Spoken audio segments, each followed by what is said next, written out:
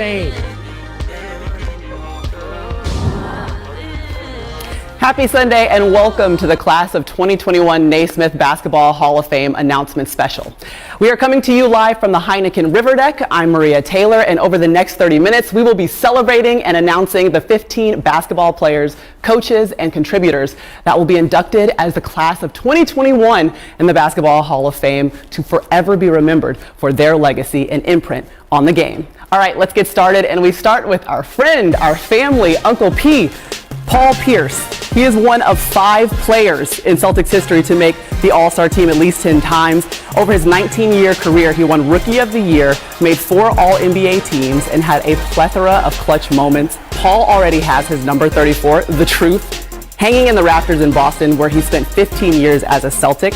He also scored over 24,000 points for the franchise, second most all time.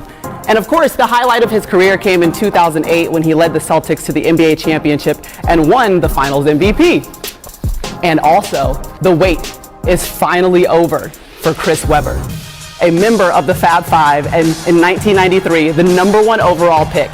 Webber was named to 5 All-NBA teams in his 15-year career. He remains the only player in the last 50 years to have 50 points, 25 rebounds in a game, and also, who says defense is the only way to win championships? It can also get you into the Hall of Fame. Ben Wallace went from undrafted to a 4-time Defensive Player of the Year and was the intimidating force for the Pistons' 2004 championship run.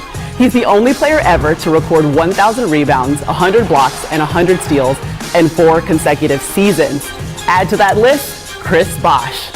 From a 6'10", 225-pound skinny kid entering the league to a Hall of Famer, as Chris Bosh would become a member of one of the generation's greatest big threes in Miami, a champion, an all-star, and a gold medalist. Obviously, his resume certainly speaks for itself. He made the all-star team 11 times in his career, all coming in consecutive seasons. And Bosh also won 2 NBA championships with the Miami Heat in 2012 and 2013, and he also has his number retired in 2019. And now it's my pleasure to welcome in Chris Bosh. And obviously, Chris, I think we all knew that you were going to be a Hall of Famer. You would be inducted at some point. But when you get the call, I can imagine there's a different feeling. What do you remember from that moment? You know, it was funny. I was just kind of going about my day, working, making sure my kids are going to class, things like that. And, it's just been a surreal moment. I'm really still catching up. My feelings are still catching up, but I'm so thankful for the committee. I'm thankful for the NBA, and I'm really just thankful for basketball for always being there for me and just being an outlet that I could be great at. And it's just amazing that I'm here amongst all these wonderful, wonderful people, and, we're celebrating this wonderful game. Let's dig into that, because obviously we know how special you were on the court and what you meant to the game of basketball. But what has the game of basketball meant to you? And in this moment of validation, what would you like to say about it? I mean, it's been everything. The main thing that was going through my mind, it wasn't necessarily winning championships or all-stars or things like that, all of those cool things that I got to do. It was the bus rides. It was hanging out with my friends. It was just having such a great time being a kid, playing video games on the road, bunch of kids eating pizza in a hotel, going out on those hot summer afternoons and just doing anything I could to be a part of it. That's it was always my escape, my release. It was everything for me. Okay, now obviously fans and a lot of the media, we're going to point to 2010 to 2014 when you were making back-to-back finals appearances, when you guys were winning 2 championships in Miami with the Big Three. How would you describe your career, your journey throughout the NBA? It was short-lived in my opinion. I wanted to play a lot longer. Unfortunately, it came to an abrupt end, but just looking back on everything that I was able to accomplish, all the friends that I was able to make, the connections I made, all the memories we were able to make together, that's what's most important. And coming from a small town just south of Dallas, a place called Hutchins, Texas, and aspiring to be in this position that I'm in now, I can't tell you that I knew it was going to happen. I dreamed about it every day. I worked for it every day. And to actually see it manifest, is just, I mean, it's a wonderful feeling. But I hope that I'm a living example for, you know, kids, adults, everybody, all the young athletes out there, that, you know, if you put your mind to something and if you put the work in, you know, and you have the visualization to go after your goal, you know, you can actually accomplish those things. So put that in your mind and, you know, make it happen. Put the work in. And you're living proof of what putting the work in really can turn into. Your legacy goes on, and obviously you're a Hall of Famer now. I hope you continue to enjoy it. It looks like you guys are having fun out there in Massachusetts. Chris, thank you so much for joining us. I appreciate it. Thank you for having me. And from Chris Bosh, we go to the Croatian sensation. Toni Kukoc was selected by the Hall of Fame's International Committee. He not only won 3 EuroLeague championships, but 3 NBA titles with the Bulls in the 90s, winning 6th Man of the Year in Chicago once during that stretch. Kukoc also won a silver medal in the 1988 Olympics and is a 4-time European Player of the Year.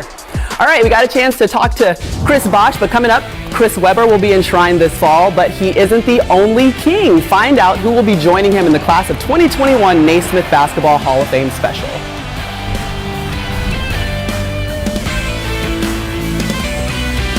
Sundays at 9. Well, the greats of the game have gathered in Springfield, Massachusetts, where over 400 individuals have already been enshrined into the Naismith Basketball Hall of Fame. And along with all of the renovations that have been happening there, they are proud to announce a special exhibit dedicated to the career and memory of Kobe Bryant. Vanessa Bryant was given a private tour on Friday, and it is now officially open to the public. I'm Maria Taylor, and welcome back to the 2021 Naismith Basketball Hall of Fame announcement special. This woman, Pearl Moore, was a bucket in college. She scored over 4,000 points in her career. That's the most of any person in college. They all came in Francis Marion College. That's the most in women's college basketball history. And while at Francis Marion College, she averaged over 30 points a game. Yeah, we haven't had that happen again. Meanwhile, Lauren Jackson is a 7-time All-Star, 3-time league MVP. She led the Seattle Storm to 2 WNBA championships and was the 2020 Finals MVP. She was the #1 overall pick in 2001 and also is a 4-time Olympic medalist for Australia. Joining Jackson is Yolanda Griffith, a 7-time WNBA All-Star. Griffith led the Sacramento Monarchs to the 2005 WNBA championship. Taking home the Finals MVP, she still holds the record for most offensive rebounds in a season when she hauled in 162 boards in 2001. Griffith pulled off a rare feat in 1999, becoming the first player in WNBA history to win both the MVP and Defensive Player of the Year in the same season. Cheryl Swoops, Lisa Leslie, and fellow Hall of Famer Lauren Jackson would also do this in their careers. And now joining us is Yolanda Yo Griffith. Thank you so much. Congratulations. And we were just talking earlier. You said you might need to pinch yourself, but it's official, okay? You're going to be a Hall of Famer. What was it like when you finally got that call? Once I got the phone call, I literally just took the phone away from my face and looked at it and was like, is this April Fool's? Is this a joke? But Bob, confirmed it. And I was just blessed, honored, and so very thankful. And got off the phone and I went upstairs and talked to my family, told them about it. And at that moment, everybody just started crying. So I'm still, like I said, I want to pinch myself. I'm still in awe of it, but I'm very, very honored to represent the 2021 class. Thankful for the committee and the vote, and just going to enjoy this moment right now and just take it all in. Well, Yolanda, everyone knows about the 11-year WNBA career, but not many know that you went through junior college. You played Division II at Florida Atlantic. You worked your way through college to take care of yourself and your daughter. I mean, how would you describe your journey to making it into the Hall of Fame? My journey was like rocky roller coaster ride, but I owe it all to my family. Without my family, none of this would be possible. And to be honored for the 2021 Hall of Fame class, this is for them. Yes, my name, Yolanda Griffith, but I'm honoring my family because of the sacrifices that they went through and everything that they allowed me to do to continue my career. So it's I'm speechless, but my journey, long journey, but I wouldn't look back or change anything because my journey humbled me and helped me become who I am today. Just to hard-nosed, blue-collar, born and raised from south side of Chicago, and just excited, very excited. You know, we're celebrating the 25th anniversary of the WNBA this season, and obviously your fingerprints, your legacy is written all over that league. What are you most proud about from your career in the WNBA? I'm very, very proud just to be given the opportunity. I got drafted in '99, number 2 pick to the Sacramento Monarchs, and it was like a joy because that gave me an opportunity to be back home from playing over in Europe for a chance for my family to get a chance to see me play finally on the professional level, and just enjoy playing that level on the professional, on the highest level basically. And I enjoyed the ride with the Sacramento Monarchs. I think the high of it was finally winning a championship in 2005. 2005 all the way live, that was our, our little motto, our thing. And best teammates, Tisha, Kara, Nicole, I mean, like everybody. That team 2005 was amazing. That championship, being able to bring a championship to capital of California, that's how you look at it. First time winning a championship and holding it, and teammates and family members being able to enjoy it with us. So the championship that we brought to Sacramento was a good high, was an exciting moment in my life. Well, congratulations again. You are a WNBA champion, you are a finals MVP, and now you're a Naismith Basketball Hall of Famer. It must feel sweet. Go enjoy the rest of the day. We appreciate you. Thank you. Thank you very much, Maria. Have a good one. All right, let's take a look at it. Is home to some legends right now. Don't you just wish you were sitting in the middle of that table? Uncle P, Paul Pierce, we love you, bro. KG's in the building. I mean, everyone, Bill Russell. That's what you want to see. Springfield, Massachusetts, the home of the legends. And here's a legend right here. Clarence Jenkins will be honored as an early African-American pioneer. Fats, as he was called, ran point for the New York Renaissance, who had an historic run in the 1930s, winning 8 straight games. And Jenkins also had a long baseball career, playing in the Negro Leagues from 1920 to 1940. Well, you guys saw Bill Russell. He's entering the Hall of Fame once again after making it as a player in 1975. Russell was the first black head coach in the NBA and was the first black head coach to win an NBA championship.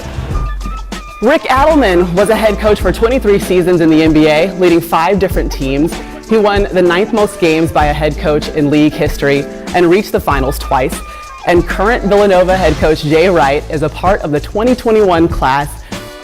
Wright is a 2-time Naismith National Coach of the Year and won 2 national titles in 2016 and again in 2018. And now we welcome in Jay Wright. So excited to have him here. You know, it's the 20th anniversary of you being a head coach at Villanova, and you get the call to be inducted with the class of 2021. It must feel good to be you right now. Describe what it's like to be living in this moment. It's pretty amazing, Maria. Like you showed the picture of all those guys, Bill Russell and KD and Chris Webber, and just to be hanging with these guys right now and listening to their stories and being a part of the hall with them and this class. It's not anything you ever even dream of. It's pretty cool. Well, let me ask you this. You were a head coach in Hofstra in the mid-90s. If someone came up to you then and said, all right, listen, eventually you're going to be inducted into the Hall of Fame, what would you have said in that moment? I'm laughing like you're laughing like that. You would never even think of that. I was so happy to be a head coach at that point. I was so appreciative of Dr. Stewart at Hofstra, who hired me. I was so appreciative Speedy Claxton came to play for us. I wasn't thinking of anything else except just the next day. You would never think of the Hall of Fame. Well, we talk about national championships, but I think about the culture that you've built at Villanova and how much every time you run into a former Villanova player, you know you're talking to just a great man as an individual, but also usually an incredible player. What is the coaching philosophy you believe that has brought you to this moment? You know, Maria, we're so blessed at Villanova to get those kind of players and student athletes. You know, the whole culture at Villanova, the campus, the community, the history, the basketball tradition, how everybody stays in touch with each other. The players come in and they have great respect for the former players. They play for those who came before them. So kind of like Pop says, they're over themselves. They come in to be a part of something bigger than themselves. We're so lucky to have those guys and be able to coach them. And it's really because of the history and the tradition of Villanova basketball. Well, we joke about your coaching history, the mid-90s in Hofstra, the 20 years that you're celebrating now at Villanova. What are the moments that are going to stand out to you most over the course of your career up until this point? There's so many, and so many are off the court. Obviously, the national championships, Chris Jenkins hitting that shot, and Scotty Reynolds in 09 hitting a shot at the buzzer to send us to our first Final Four. Even when Coach Massimino won the championship in '85, I remember that I worked the basketball camp back then. But it's like the graduation days like we just had on Friday with the families. That is important to me, and it's something that I cherish as much as any wins. Mm-hmm. Well, congratulations again, Coach. Couldn't be more happy for you on your induction into the Hall of Fame. And I hope you go get to sit at a table with KG and Paul Pierce and Bill Russell and everyone else. Please soak up the moments that you guys are having in Springfield. It's been a treat. Thanks, Marie. That is Coach Jay Wright, and he is a part of the class of 2021, soon to be a full-time Hall of Famer. Meanwhile, we're waiting for the tip-off between the Knicks and the Celtics. Emmanuel quickly warming up really right across the bridge from us. 2021 class of the Naismith Basketball Hall of Fame. C. Webb getting his jersey. The 5-time All-NBA and 5-time All-Star averaged 23 points per game with the Kings, third most in franchise history, was the #1 overall pick in 1993, and the only player over the last 50 years to record 50 points and 25 rebounds in a game. His #4 jersey has been retired by the Sacramento Kings. And now we're joined by Chris Webber, and of course the first thing we have to say is congratulations, right, Jalen? Absolutely, congratulations, no doubt about it. How about this? Macy Edward, Christopher Webber. Congratulations, my brother. For one of your day ones, whether it's you balling at Temple Christian, whether it's you balling at Country Day, winning state championships, McDonald's All-American, Player of the Year in the state, a member of the Fab Five, driving a blue Corsica, playing in the league, going behind the back as a youngster against Charles Barkley, and putting in work, going to the Wizards, doing work, and now being inducted into the Hall of Fame. It's been a long time coming, brother. It took you 8 or 9 years for it to finally happen. Congratulations. How did you feel when you first got the call?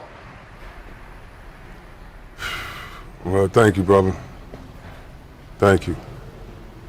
I don't know, Jinx. I'm still in shock, My father's very happy, so that makes me happy. My mother's happy, and it's just a moment, dog, of being grateful. I'm just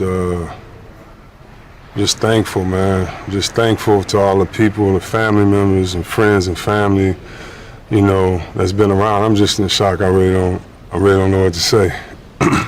So you're a Detroit kid. You've come so very far, balling at St. Cecilia. You put in so much time, so much energy, so much love, so much passion into your game, into your career. What are some of your most memorable moments of your playing career? Playing at 1300 Bowville. Thank you to all the police officers that were our coaches in the Police Athletic League.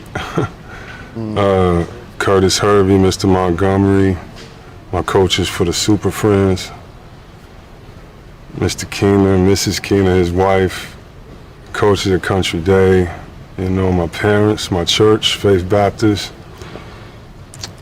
the prayer warriors, all my mother's prayer warriors out there, my father, him working, you know, in the factories for 30 years, you know. So those are things I think about. Like, the games I love and everything, but those are the things that made us. You know